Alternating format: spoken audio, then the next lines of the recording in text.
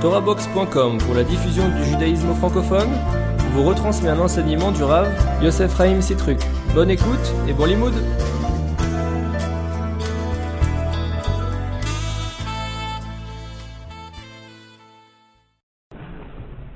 Monsieur le rabbin, monsieur le président, mes chers amis, effectivement, c'est la première fois que je viens ici et je regrette de ne pas être venu plus tôt. En juger par votre accueil extrêmement chaleureux, par le bonheur qui se dégage de cet endroit, je m'aperçois que j'ai perdu du temps. Allez, voir. Vous ne voulez pas venir encore, il y a quoi, j'en ai pour 15 jours là. Apparemment, ils veulent que je reste longtemps. Bon, dans tous les cas, je les distribue après. Hein. On va partager. En tout cas, je voulais très sincèrement d'abord vous féliciter d'avoir organisé, cher monsieur le rabbin et monsieur le président, cette journée. Qu'est-ce qu'on a de mieux à faire avant Rosh Hashanah que d'étudier la Torah pendant une journée entière. Je voudrais féliciter pas seulement les organisateurs, mais les participants. J'imagine que vous avez été nombreux toute la journée et que vous avez pris des forces pour à la fois terminer Bezrat Hashem cette année et commencer la nouvelle sur les meilleurs auspices. Les maîtres disent Akol Olech Acharei Chatima. Tout dépend de la clôture, de la signature littéralement. Dans une année, ce qui est important, c'est de savoir comment on la conclut, comment on la clôture. Parce que finalement, dans la vie, le dernier moment, c'est toujours le plus important. C'est vrai pour la vie.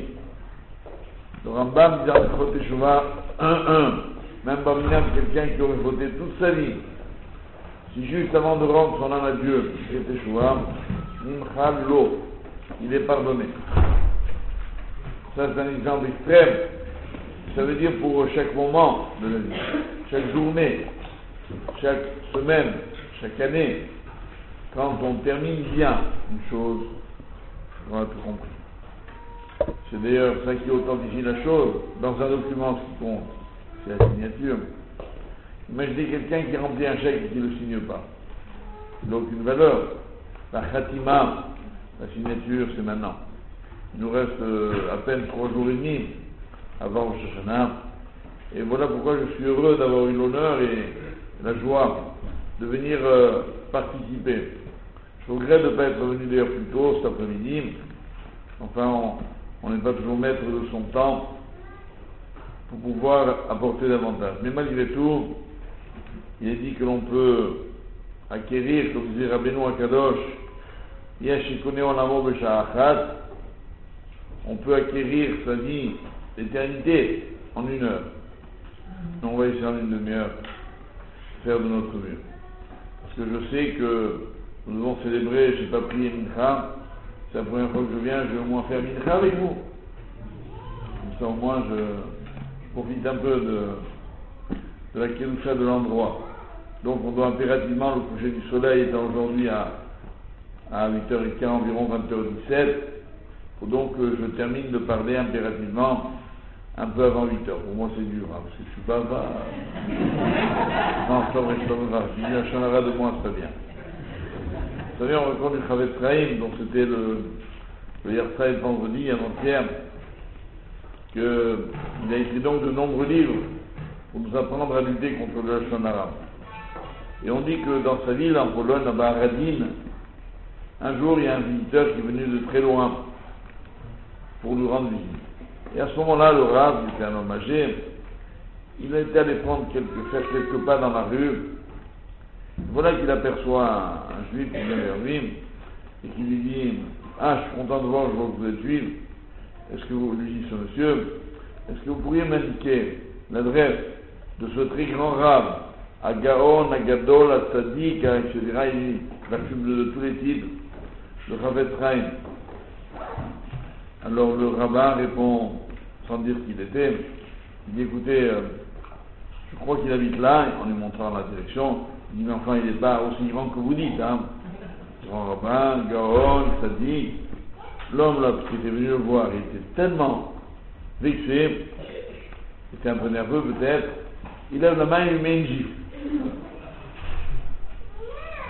Le Rav n'a rien dit, bien sûr, il est vite parti, et il a pris un chemin détourné pour arriver chez lui sans que l'autre ne le voie. Et pendant toute la route, il se demandait comment je vais faire pour ne pas qu'il le reconnaisse.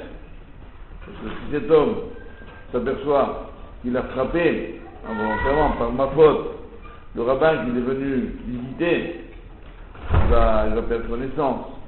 Effectivement, le Rav s'est grimé, c'est un peu déguisé pour ne pas qu'on le reconnaisse, et il a dit surtout, j'ai appris de cette expérience, qu'on n'a pas le droit de dire du lachon hara de soi. Donc, je ne suis pas bavard. Par contre, il y a tellement de choses à dire dans la Torah, c'est vrai qu'il faut beaucoup de temps. Donc, Aziman Ichlev et Emalo Ichlou, comme on dit dans les prières de Kippour, le temps s'achèvera sans que les paroles de la Torah ne s'achèvent.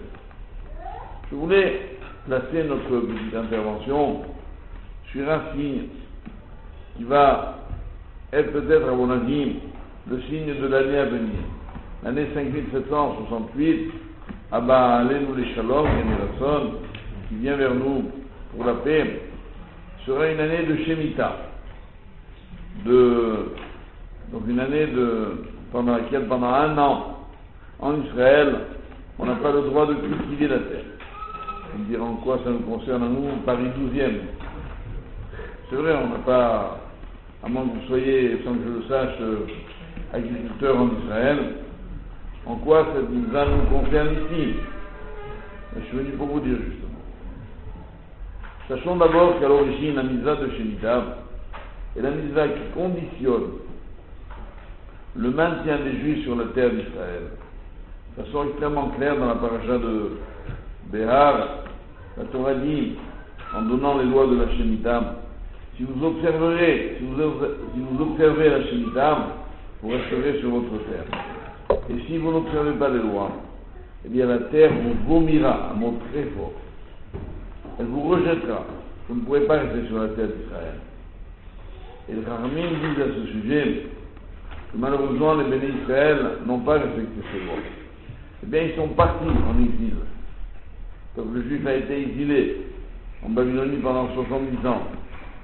Et les Chachamim font le compte du nombre d'années où ils ont été exilés. Correspond exactement au nombre de Shemitah qu'ils n'ont pas respecté. En d'autres termes, la terre d'Israël revendique son dû. La Shemitah est un dû, c'est une dette qu'on a à l'égard de la terre. Pourquoi? Parce que c'est tellement important. Alors je vais essayer de l'expliquer rapidement.